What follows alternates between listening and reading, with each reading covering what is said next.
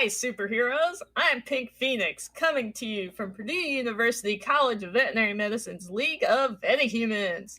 Today, our special guest on Vetihumans Live is Vetihuman Phenomenal Woman. Thanks for being on the show, Phenomenal Woman. Thank you for the invite, Pink Phoenix. This is going to be awesome. To get started, can you tell us a little bit about your story? So I definitely will. I don't know how far to go back, but I will go back as far as I can to make it make sense. So I have been wanting to be a veterinarian since I was a very young little girl. I decided at around 5 or 6 years of age that was the thing that I wanted to do. So fast forward all these years, and here I am now, almost 40 years later, 35 years later, actually living the dream. So I'm excited to be able to use my powers for good and be a superhero in the veterinary world. Excellent. When you were 5 or 6 years old, what kind of veterinarian did you think you would be? So in my mind, I thought I was going to be some veterinarian that could save every pet. Being a small child, young child, I had lots of pets. When I was growing up, spaying and neutering had not yet become a big thing to do. So every pet that I had did procreate and make more little ones. So we always kept all of them. A lot of them were indoors, outdoors, the garage, wherever we could fit them is where they were. And that was my passion. I loved every single pet that I had. I was gifted my first pet at around 3 or 4 years old that I can recall. And that was the pet that by 5 years old had sparked my interest in becoming a veterinarian. But my pets over time, and it wasn't an extended period of time, started to die. And these things are awfully young. I just got the dog, seems like a few weeks ago or a year ago. And it was obvious to me as even a young child that these pets were maybe dying because of things that could have been prevented, like being hit by cars or looking for a warm place to sleep and they slept in the wrong spot that ended or ultimately ended up with their demise at a young point of life. So I decided that, outside of being anything else, I want to be able to save all the pets in the world. That was my plan. I realized later, now being a veterinarian, it doesn't quite work that way. There are a lot more things that go into that. But how cool that at such a young age you were already doing preventive medicine. Definitely. That's great. Now I know what it's called. Tell us more about your path to vet college. So my path to vet college was interesting. Like I said, I decided at a young age that I wanted to become a veterinarian. In the ninth grade, there was a trip that we took for what you would call a college tour. Our school took us on a college tour in ninth grade, and we toured different schools because I grew up in Mississippi. So we toured different schools between Mississippi, Alabama, and Georgia. So we stopped at UAB, we stopped at University of Georgia, we went to Georgia Tech. We stopped, our final destination, I think on the way back, was Tuskegee University. So, of course, at University of Georgia, they did have a school of veterinary medicine. But at Tuskegee University, because of the way we pulled into the campus, that was the first thing that I saw. I fell in love with the campus. Didn't know much about historically Black colleges and universities at the time, but that's what also sparked my interest in what's called HBCUs, or historically Black colleges and universities, to see so many people that look like me gather on a campus, let alone being in veterinary school. And at the time, I didn't know that it was a disparity between the number of African Americans in the profession. All I knew was this was a school that I saw, and it had a lot of Black professionals and a lot of people that looked like me wanted to go to veterinary school. So I had decided in ninth grade, this is where I was going to go to vet school. I was also a big band member from the sixth grade. So I played the clarinet. I decided, I was stay in the band, stick with the band. I went all the way through high school in the band. And when I got to my senior year in high school, my job profession and goals hadn't changed. I was going to go to Tuskegee University for undergrad, and I was going to finish veterinary school there, and I was become a veterinarian that saved all the animals. So my senior year in high school, our band director made every senior in the band try out for a local, I'm going to say a local, but it was a pretty predominant university historically black college university in Mississippi. I said, well, I'm a band member, but I'm not a jazz band member. So the jazz band members are traveling to Alcorn for a jazz competition, and I'm not going. And he says, no, you're going, and you're going to compete, and you're going to try to see if you can get a scholarship. So I went, I auditioned, 13, about 12 or 13 students out of that audition from my high school were offered full scholarships to Alcorn State University. So because that would put me at a free ride to Alcorn, Tuskegee was a private university that I needed money to pay for because the scholarship that I received will only cover the first 2.5 years of school. So by default, I ended up at Alcorn State University on a band scholarship for free. So I said, okay, that's fine. I'll do that, and I'll go to Tuskegee when I finish my undergraduate degree. So my advisor at Alcorn State University was a Mississippi State University graduate from the vet school. I got ready to graduate. I had decided, turned in my application to Tuskegee, and she said, "Is that the only school you applied to?" I said, "Yes, it's the only school I want to go to." She said, "Well, you probably shouldn't put all of your eggs in one basket. I think you should apply to Mississippi State. You do live in Mississippi. You are a Mississippi resident. It can save you a lot of money to be able to get into a state university school for which you're a resident." I say, "Okay, fine, I'll apply, but I don't have the money to pay for it." So that was my excuse. And I remember praying the next day, and I said, "Well, God, if you want me to go to Mississippi State and even apply, I would say I don't have the money, so I can't apply." And literally the next day, somebody dropped the exact amount of money in my hand, and I knew what it was for. So I filled out my application to Mississippi State University, and I received a interview with them within a few months of applying. I still had heard nothing from Tuskegee, and then I received an acceptance letter after my interview from Mississippi State. They give you 2 weeks to accept. I waited the full 2 weeks because I wanted to hear that I would get into Tuskegee, but I hadn't even had an interview yet. So I ended up accepting to Mississippi State University, which is where I ended up getting my College of Veterinary Medicine degree. From there, I enjoyed my tenure at Mississippi State. I learned a lot, but it was definitely an eye-opening experience because I went to a predominantly Black university and then I went to a predominantly white institution. So it was two different worlds that I had to learn to evolve to. But because disparities for African Americans exist in the veterinary profession, it definitely helped me to become equipped to be able to kind of succeed in a world where there will not be many people that look like me, which is what my advisor was trying to get me to understand. She too was an African American female, and she wanted me to be able to realize that you can succeed on both sides, whether it's a predominantly white institution or if you're at a historically Black college university, which I think is one of the keys to being comfortable and working in an environment where you are a minority. In addition to that, I decided I was going to stay in Mississippi, and when I graduated, moved to Georgia to practice. I spontaneously got engaged and moved to Arkansas to practice.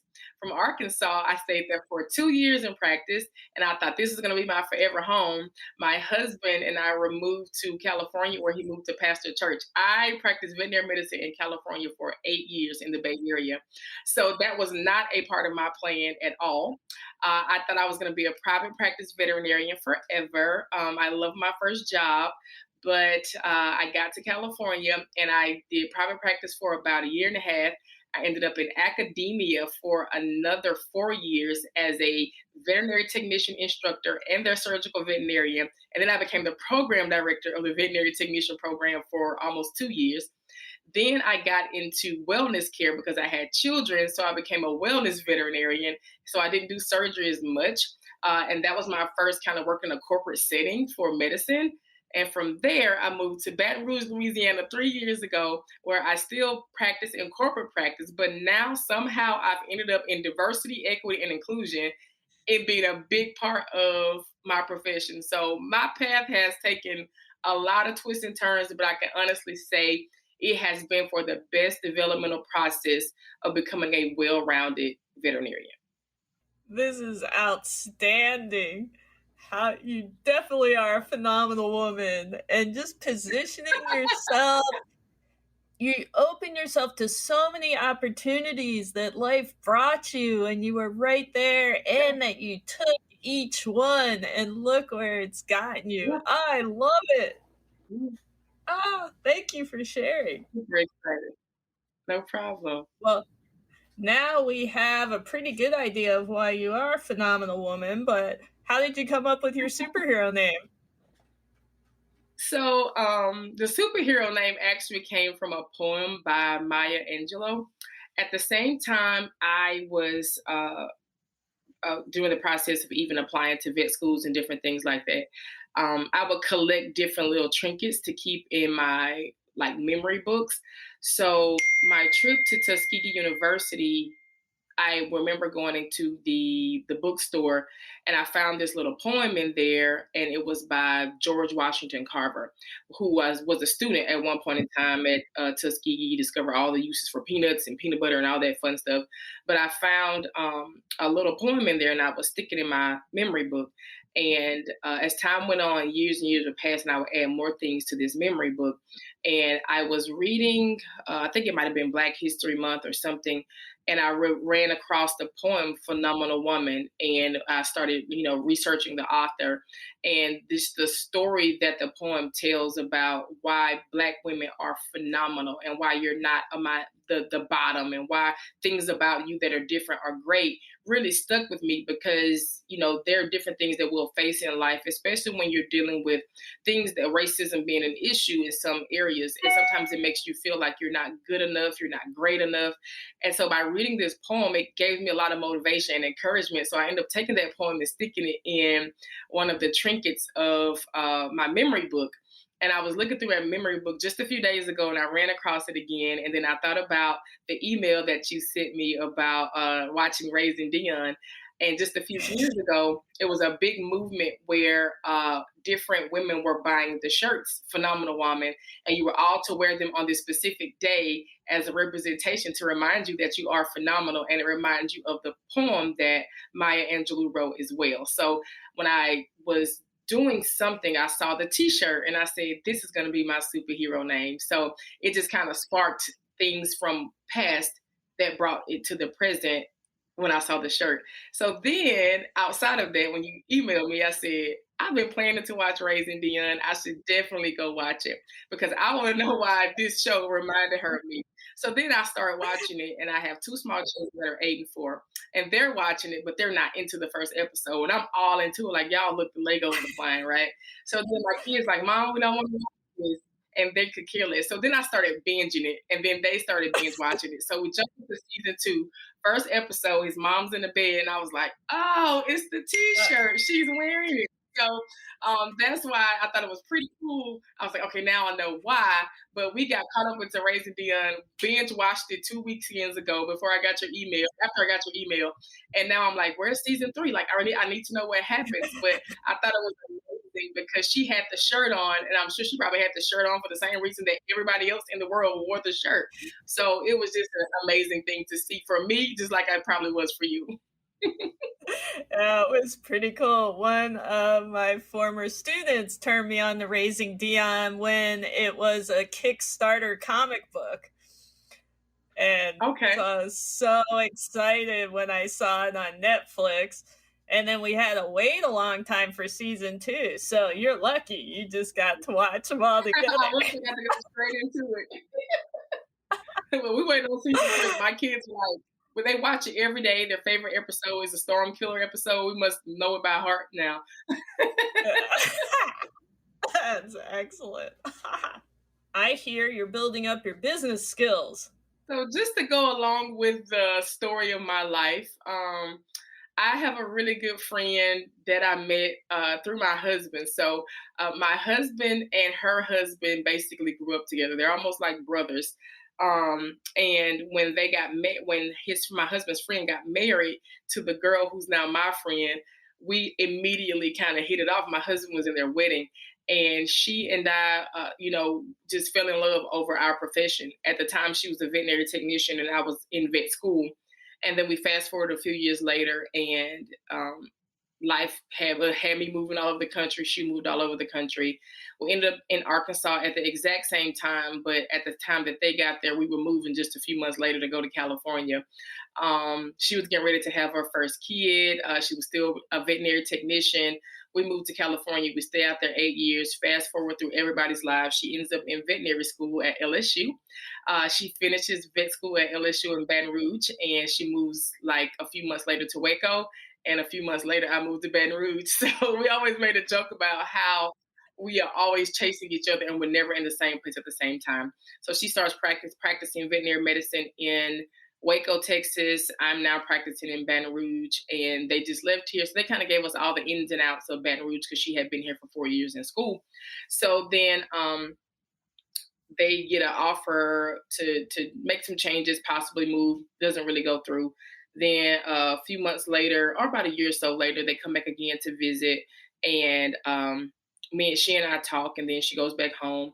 And whenever we're together, it's like time always flies, and we'll always joke how we want to. If we were ever together at the same time, we would open a clinic and we would practice veterinary medicine together. I talked to a different friend who gave me a call one day, and this was shortly before my friend and I had, kind of joked about it.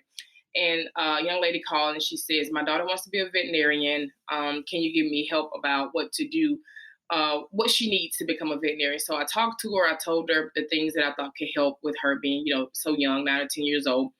And she says, before she hangs up the phone, she says, "Do you have your own clinic?" I said, "No, I don't." I said, "I don't plan on owning a clinic. It's just not for me. It's a lot of work, not something I'm super interested in."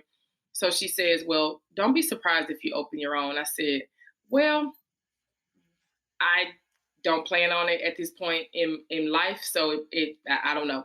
So she said, "Well, don't be surprised if that happens." And I said, "Well, there's only one way I would open a clinic, and my really good friend has to live near me, and she doesn't. She just graduated. She moved to Texas, and that's not going to happen. So if it does happen, God has to make some huge changes. So unless that happens, then I don't think I'm going to open the clinic." And she says, "Okay, just remember what I told you." So my friend shows up a few months later, and she's coming to Baton Rouge quite often.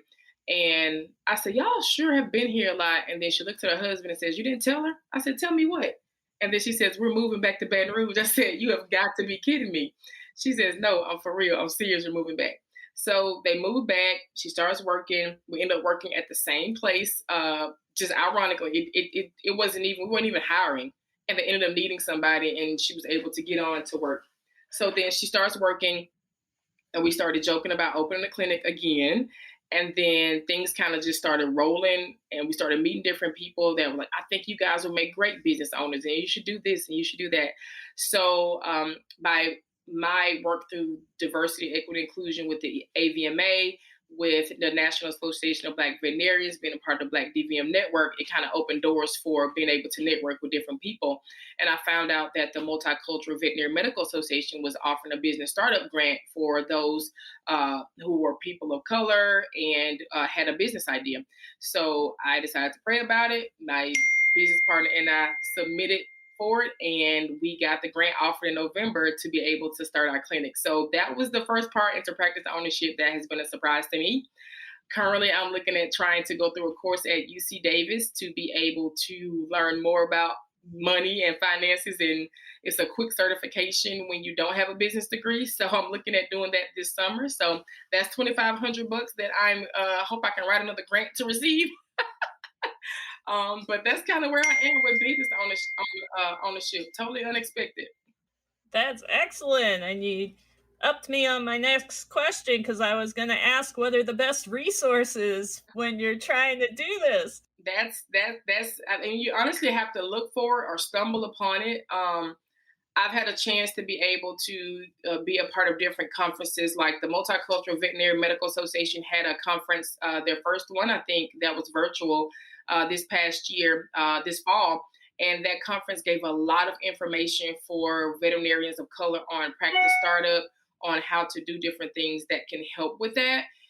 And from there, I've been searching, researching, looking, and I saw just an email like from DVM 360 or something that talked about the UC Davis offering their business startup again. And so I was like, business startup? And I looked at it and saw that the course was there for practitioners who own practices, who are looking to own one. And it's just a quick course for the summer that gives you a certification versus trying to get a business degree. So I think sometimes when one door opens, there are other doors that follow behind it, and you just have to be open to walking through them.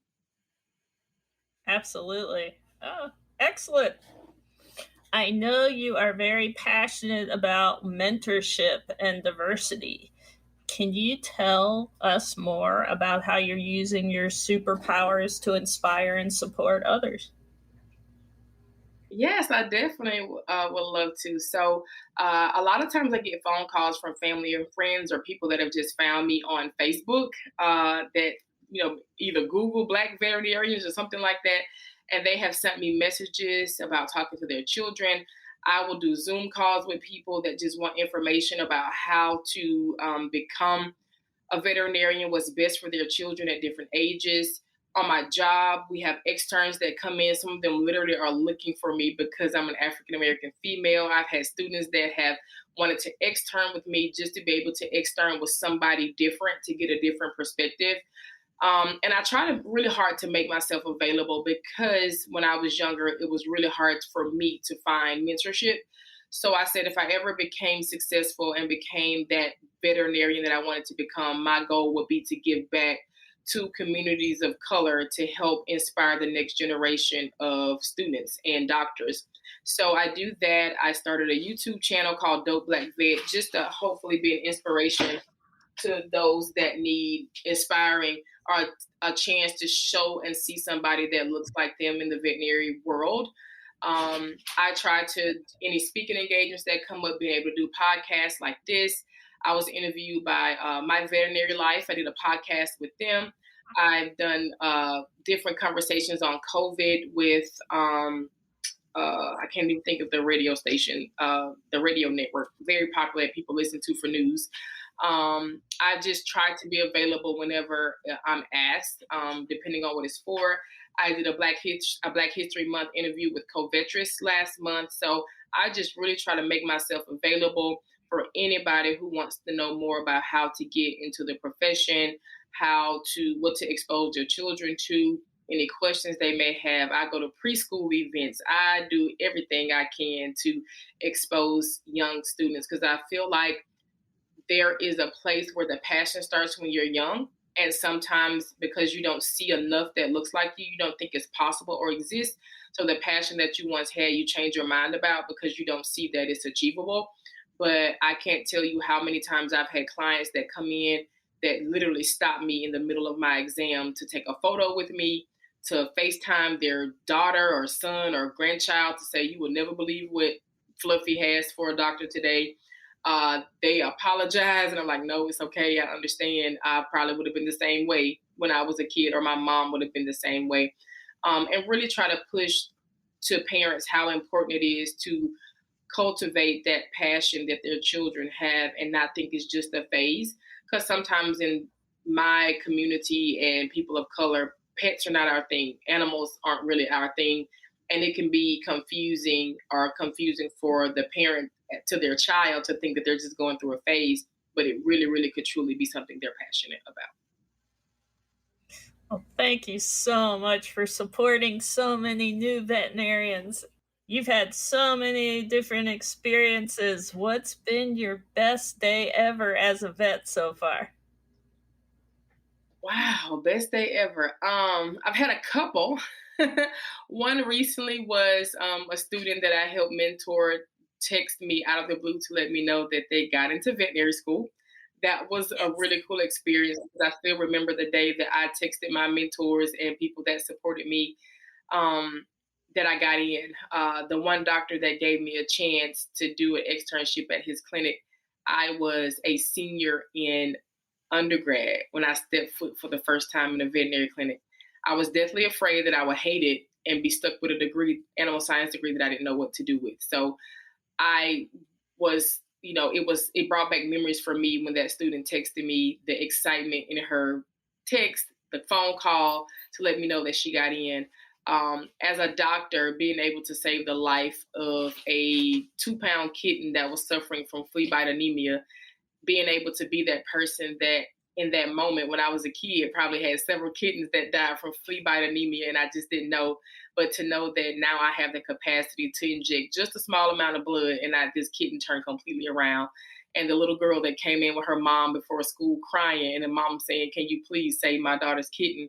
And me not knowing if I could or if I couldn't, but to see that kitten in such a lethargic, bad shape to know the moment I gave it blood that gave it life, it immediately was hungry and ready to eat in my hand. So it's moments like that that make it worth it, and it outweighs some of the bad days that you have when your patients don't. And that's what I realized in veterinary school, that as much as I wanted to save every pet in the world, I could not save every one of them, but at least I had the capacity to try. Absolutely, and you can save as many as possible. So you're doing a lot of things. Launching your business, being a mom, learning all these new things. What do you do for fun? What do you do for you? So that one, I think because I enjoy everything that I do, is almost always like fun. My friend and I were talking the other day about how much we really love our jobs, and going to work every day is fun for us, because you're doing something that you dreamed of doing every single day. So as tough as some days may be, as tough as some clients may be, work is fun every day. And it's even more fun when you get to work with the people that you want to work with, or you get to do it next to your best friend. So it's always great in that regard. But today I'm off and I've scheduled me a massage. So I'll be doing that today. So I definitely try to get into self-care as much as possible. I'm definitely a big fan of Peloton. So I do have a Peloton bike. So it definitely gets me going to be able to have a group to join, hashtag to ride with. It's always fun for me. So that gives me time. So I definitely try to focus on self-care as much as possible. Definitely, when I get a chance, I love to read. I do not get to read as much as I used to. So Audible has become my best friend when I'm stuck in a car driving somewhere. So I get a chance to enjoy Audible when I can't sit down and read a good book. And other than that, spending time with my children, just doing absolutely nothing, whether we are playing with cars or Barbie dolls or the latest Pop It, Roblox, whatever we're doing. I love to spend time at home. If I could be a homebody, I definitely would, because I love to enjoy my home. I love to sit outside in the backyard. I love nature, which I've done that since I was a kid. But I think self-care is super important. I really try to be mindful of those things as busy as I am. But today I'm getting this massage and it's going to be all about me. You're very inspiring. I love how you just embrace every single aspect of your life to the fullest. Try to. I definitely try It's to. wonderful. Every day isn't perfect, but I try to. Well, as we get close to wrapping up here, what inspirational message do you have for our aspiring veterinarians who are listening? I would like to tell them to never forget to dream. Sometimes we forget to dream. Sometimes we forget the dreams we had as children. Because as children, we just figured we could conquer the world. We could do everything. Everything was so simple. And I think sometimes we forget to have those same dreams as grown-ups, or even as becoming a veterinarian. Being a veterinarian for me was a dream as a 5 or 6-year-old. So I can say today, I guess I'm living the dream, because not everybody got a chance to. I meet so many people on a daily basis that, are a receptionist at stores and says, or the checkout person, the cashier that says, I wanted to be a vet, when they find out I'm a vet. And I say, it's not too late. And they're like, oh no, I don't want to do school that long. That's what stopped me from doing it then. But sometimes you have to be willing to make a short-term sacrifice for a long-term goal. And it's worth it if it's something that you really feel like you want to do. But don't forget to dream. Even when you meet the dream and you become the vet, it's still some more dreams that are out there. So never forget to dream. This is wonderful. Thanks so much for being on the show, Phenomenal Woman. You're welcome, Pink Phoenix. You can learn about other League of Vetahuman superheroes at vetahumans.org. If you like this episode, and I know you did, please subscribe, rate, and share it with your friends. And remember, use your powers for good.